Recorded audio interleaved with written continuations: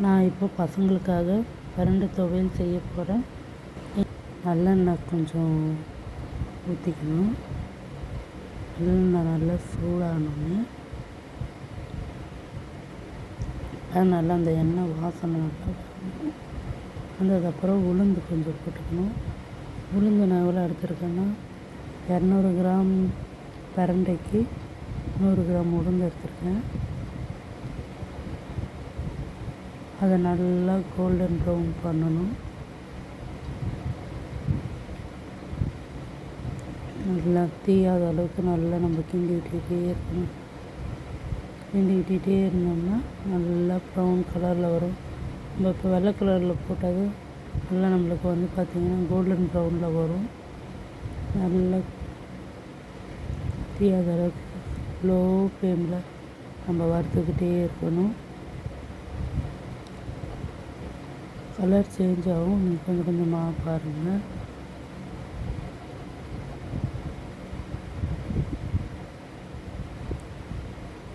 பிரண்டை கை கால் வலி, மூட்டு வலி எல்லாத்துக்கும் ரொம்ப நல்லது. இன்னும் சொல்லப்போனால் குழந்தைங்களுக்கு ரொம்ப நல்லது. பசி எடுக்கும், பசியை தூண்டும்.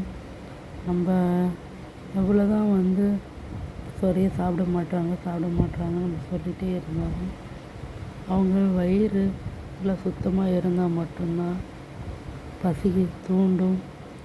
இந்த மாதிரி மாதத்துக்கு ஒரு முறை நம்ம பிரண்டை துவையல் செஞ்சு கொடுத்தோம்னா நல்லா பசி தூண்டும். இப்போ 4 காஞ்ச மிளகாய் போட்டுக்கலாம். ஏன் நான் 4 மட்டும் போடுறேன் அப்படின்னா, எனக்கு இந்த காரம் அதிகமாக எடுக்காது. கொஞ்சம் வெறும் மிளகாத்தூள் போட்டோன்னா நல்லா கலர் கொடுக்கும், நல்லாயிருக்கும். இப்போ பார்த்திங்கன்னா இதை நான் எடுத்துடுறேன். நல்லா கோல்டன் ப்ரௌன் ஆகிடுச்சு பாருங்கள். நல்லா வறுபட்டுருச்சு. வறுபட்டதை எடுத்தது வச்சிடலாம். இப்போ பாருங்கள், அதே எண்ணெயில் பூண்டு 50 பூண்டு இருக்கும்.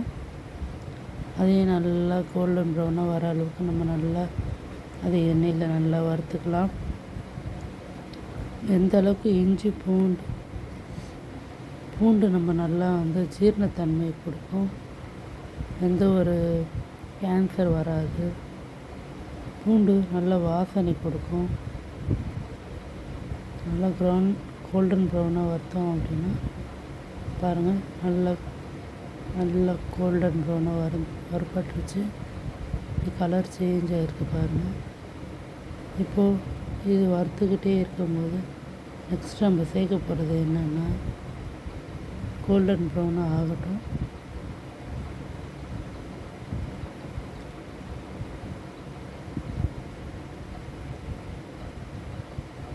நல்லா அது எண்ணெயிலே நல்லா வறுத்தா மட்டும்தான் நம்மளுக்கு கெடாமல் 1 மாதம் இருக்கும். அடுத்தது இஞ்சி, அதுவும் 50 கிராம் எடுத்துருக்கேன். அதுவும் நல்லா வறுபட்டுற அளவுக்கு நல்லா கலர் மாறணும் பாருங்கள். நல்லா அப்படியே கோல்டன் ப்ரௌனாக மாறிடுச்சு. கலர் மாற அப்புறம் பிரண்டை போட்டுடணும். பிரண்டை நான் 200 கிராம் எடுத்திருக்கேன். 200 கிராம் பிரண்டையும் நல்லா எந்த அளவுக்கு நம்ம வந்து தோலை அந்த பிரண்டையை நல்லா க்ளீன் பண்ணி அதோட நாரெல்லாம் நல்லா ரிமூவ் பண்ணிவிட்டு நல்லா எடுக்கணும்.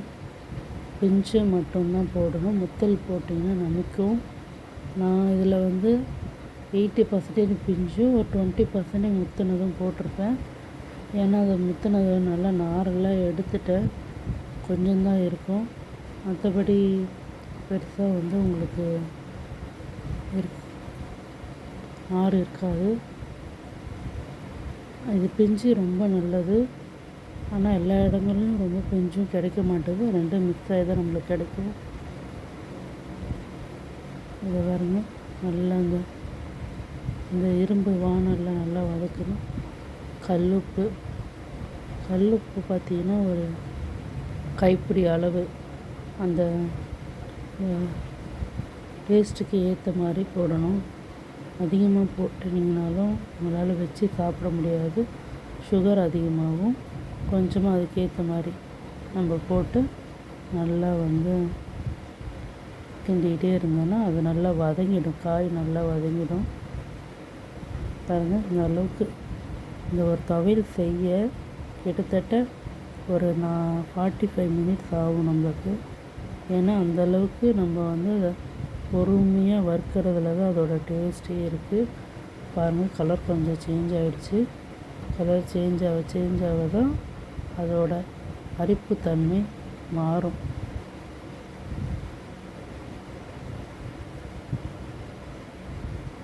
இந்த அளவுக்கு அது விடாமல் கிளறிக்கிட்டே இருக்கணும். எல்லா பக்கமும் மாற்றி மாற்றி கிளறிட்டே இருந்தோன்னா எல்லாம் ஈவனாக வேகும்.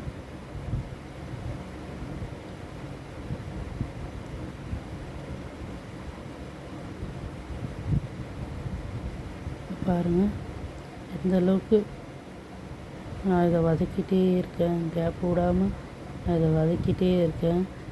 அப்போ தான் வந்து அது டேஸ்ட்டு நல்லா மணமாக இருக்கும்.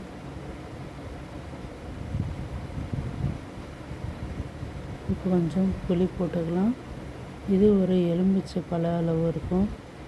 ஏன் புளி போடணும், அந்த அரிப்புத்தன்மைக்கும் அந்த துவையல் வந்து வச்சு நம்ம பதப்படுத்தி 1 மாதம் வரைக்கும் சாப்பிடுவது புளி போட்டால் மட்டும்தான் நல்லாயிருக்கும். வச்சு சாப்பிடலாம். அதோட அரிப்புத்தன்மை, அதோட டேஸ்ட்டு நம்மளுக்கு இன்னும் அதிகம் அரிப்பை கம்மிப்படுத்தி கூடுதல் சுவையை கொடுக்கும்.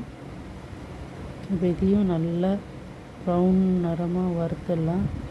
இதையும் இந்த புளியும் வந்து இதோட ஈரப்பதம் இல்லாத அளவுக்கு நல்லா நம்ம வறுத்துடணும்.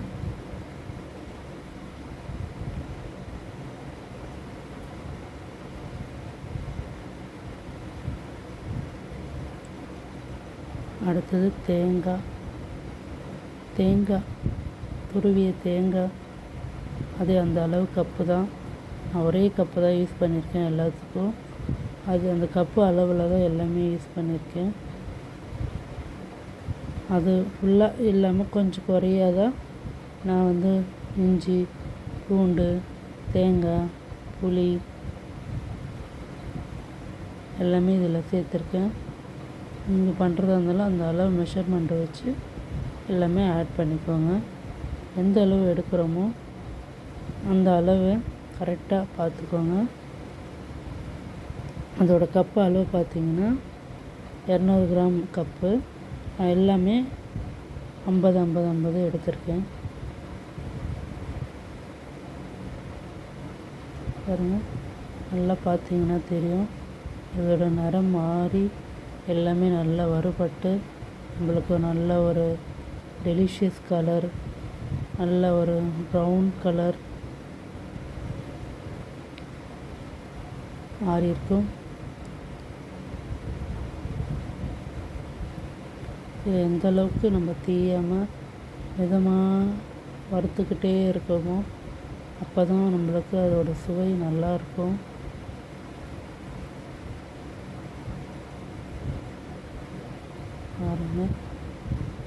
பாருங்கள், இப்போ நான் அடுப்பை ஆஃப் பண்ணிட்டேன்.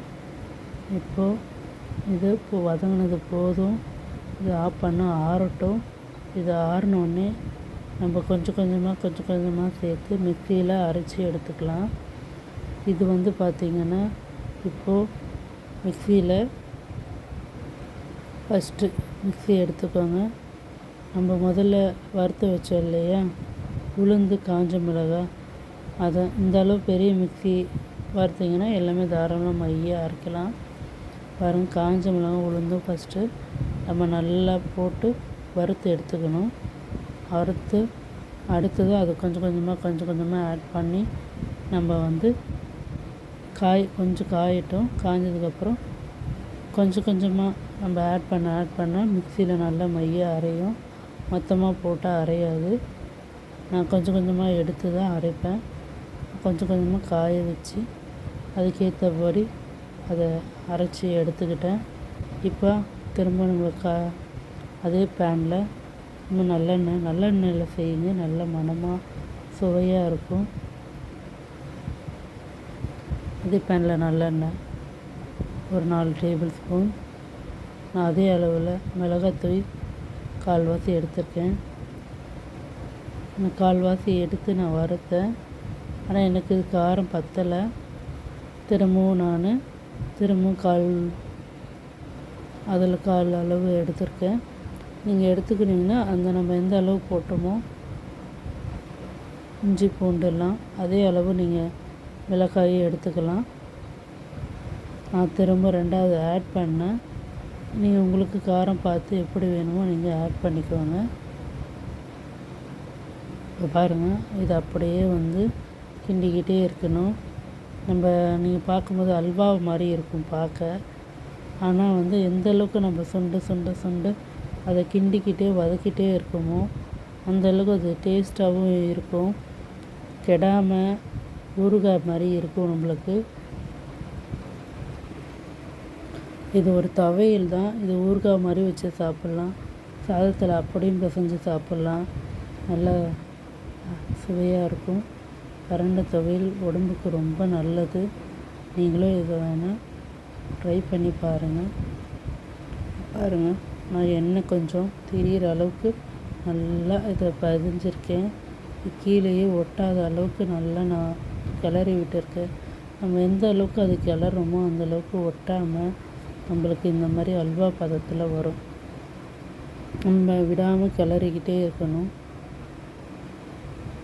கிளறினதுக்கப்புறம் பார்த்திங்கன்னா இதை நல்லா ஆற வச்சதுக்கப்புறம் இந்த மாதிரி கண்ணாடி பாட்டில் இந்த மாதிரி நான் எடுத்து வச்சுருக்கேன். நான் சின்ன பாட்டில் எடுத்து வச்சுருக்கேன். ஆனால் இது 2 பாட்டில் அளவு வரும். நான் ஒரு பாட்டில் எடுத்து வச்சுருக்கேன்.